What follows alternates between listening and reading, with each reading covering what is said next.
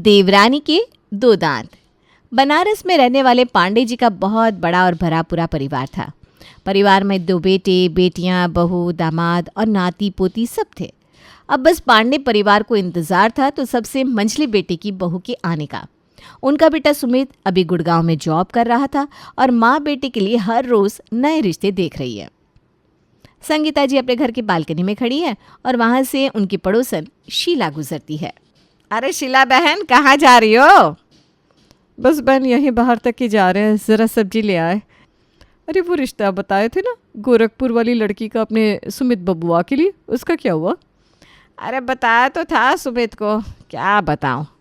बाबू का कहना है कि पढ़ी लिखी लड़की से ही शादी करेगा। हाँ, लड़की से मनाही कर देता है। देख लेना संगीता बहन कि पढ़ी लिखी लड़की चाहिए या कुछ और चाहिए। चलती हूँ, सब्जी लेकर घर भी तो जाना है।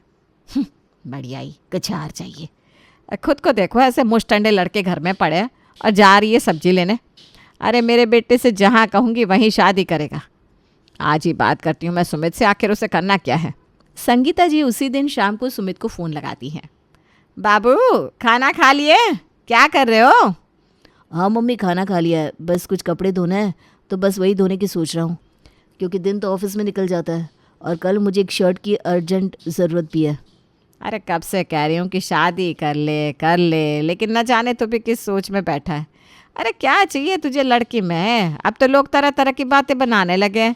तू बस ये बता कि घर कब आ रहा है। अब की बार जब भी आएगा ना, तेरा रोका करके ही तुझे यहाँ से जाने दूंगी। ठीक है माताश्री, चलो अभी फ़ोन रखिए, मुझे देर हो रही है। इतना कहकर सुमित फ़ोन रख देता है। अगले दिन सुमित ऑफिस जाता है और अपनी गर्लफ्रेंड दामिनी से मिलता है। क्या हुआ जनाब, सुबह सुबह मूड क्यों उखड़ा हुआ है आपका?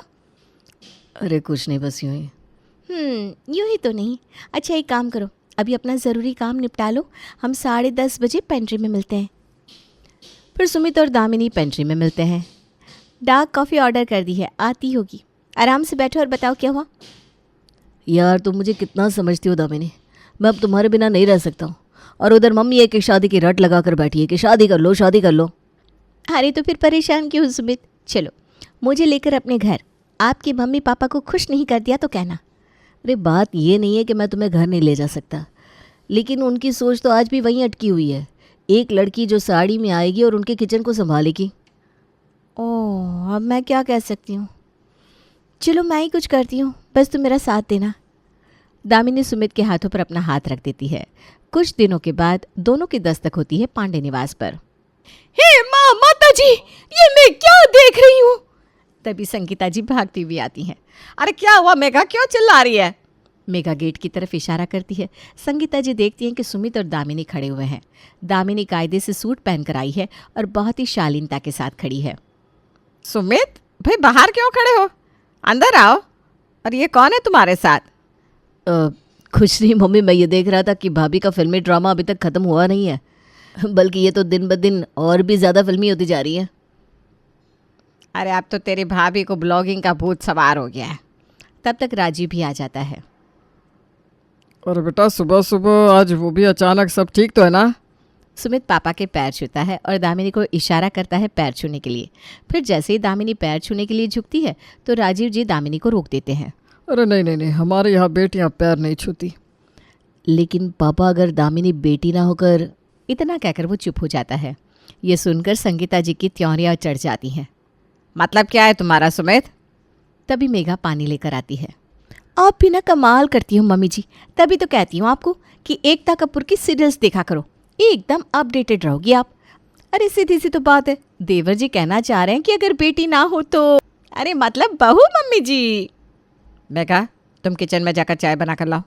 ये सुनकर मेघा किचन में चाय बनाने जाती है। फिर सुमित पूरी बात अपने माँ बाप को बताता है। देखो बेटा, ये अब से पहले हमारे यहाँ नहीं हुआ है। अरे हम बनारस के पंडित हैं, कोई क्या कहेगा कि बेटा दिल्ली से लव मैरिज करके लाया। थोड़ा हमारी इज्जत का तो ख्याल किया होता।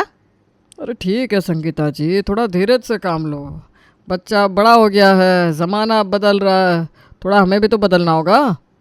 यहाँ मेघा अपनी दोनों ननद को फ़ोन करके घर बुला लेती है और दोनों ननद भी अब अपनी भाभी से मिलने आ जाती हैं। थोड़ी ही देर में दरवाजे से बड़ी तेज़ी से आती हुई 2 औरतों की एंट्री होती है। ये औरतें कोई और नहीं बल्कि इस घर की बेटियां चेतना और समता थी। मम्मी मम्मी, ये मैं क्या सुन रही हूँ, मुझे तो विश्वास नहीं हो रहा। हाँ मम्मी बताओ, ये क्या बात हुई? ये सही है क्या? अरे रुको रुको ज़रा, तुम लोग इतना परेशान क्यों हो रहे हो? वैसे ये बताओ, तुम्हें इस बात की जानकारी किसने दी? तभी मेघा वहाँ आ जाती है। मेघा के आते ही वो कोमोलिका की तरह अपने बाल घुमाती है। ये काम मेरे अलावा और कौन कर सकती है पापा जी? जहाँ धुआं ना भी हो, हमारी मेघा बहू वहाँ प्रचंड आग लगवा सकती है, वो भी बिना माचिस और केरोसिन के। मम्मी जी। सुमित, ये लड़की तुमको कहाँ मिली? इसके बारे में सब पता कर लिया है तुमने? हाँ दीदी, मैं और दामिनी एक ही कंपनी में पिछले 3 साल से काम कर रहे हैं। मैं उसे बहुत अच्छे से जानता हूँ। घर का काम कर लेती हो कि नहीं? आजकल जॉब वाली लड़कियों के ना बड़े ही नखरे हैं। हाँ जी दीदी, मुझे सब काम आता है। आपकी आवाज़ तो बड़ी अच्छी है। भाभी, आपकी आवाज़ के साथ आपकी स्माइल भी बड़ी प्यारी है।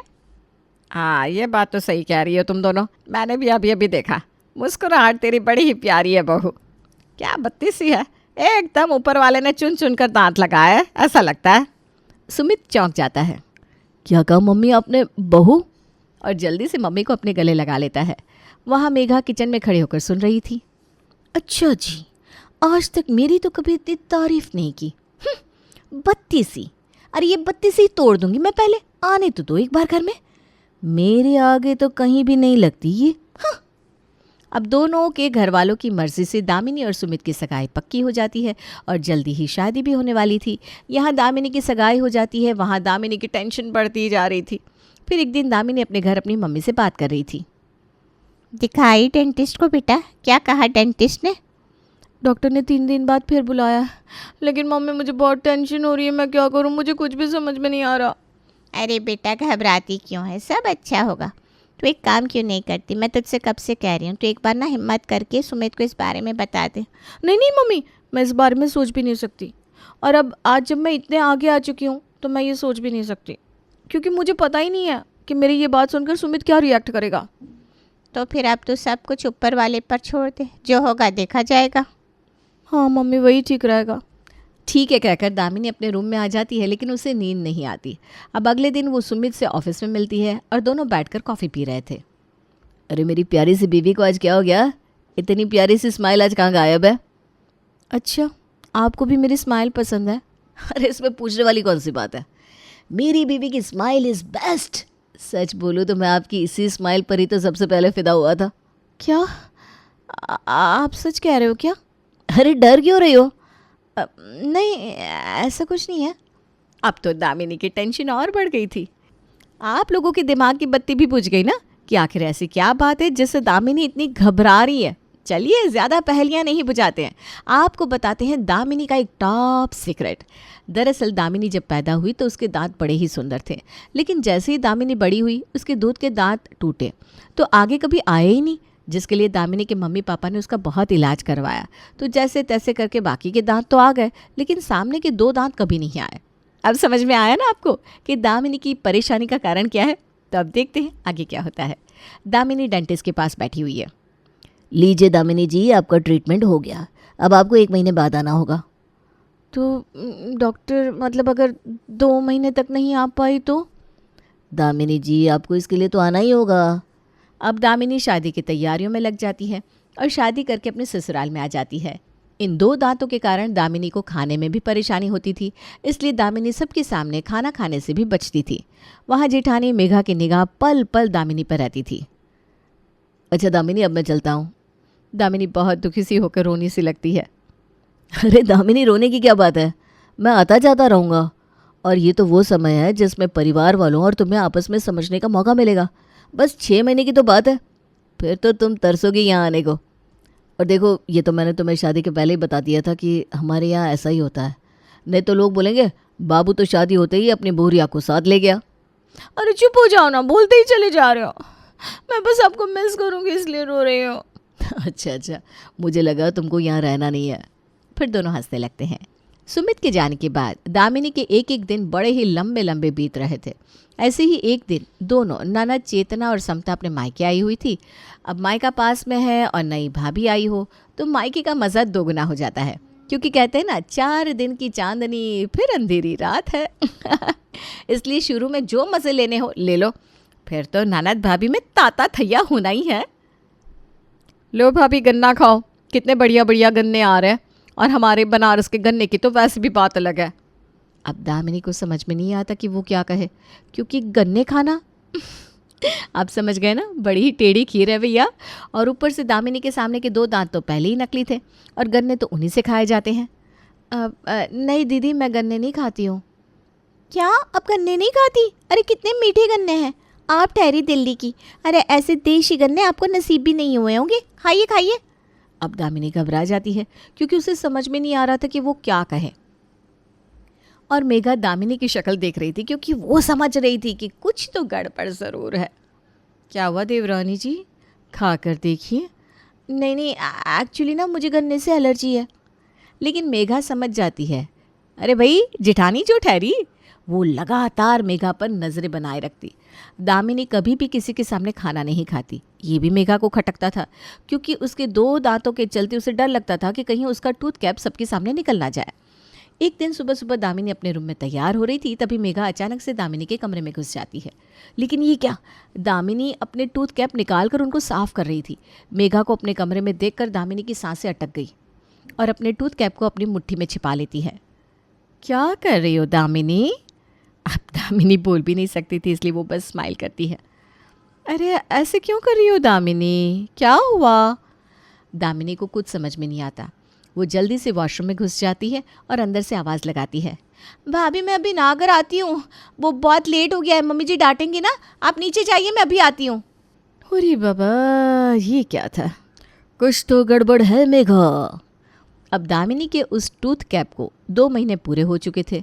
दिन रात दामिनी को यही टेंशन थी कि कहीं कुछ गड़बड़ ना हो जाए। फिर एक दिन दामिनी हिम्मत करके सासू माँ से पूछती है, मम्मी जी आपसे एक बात कहूँ? हाँ हाँ बोल बेटा, क्या हुआ, क्यों इतना सोच रही है? वो मम्मी जी, मैं क्या कह रही थी कि मैं कुछ दिनों के लिए घरों आऊँ।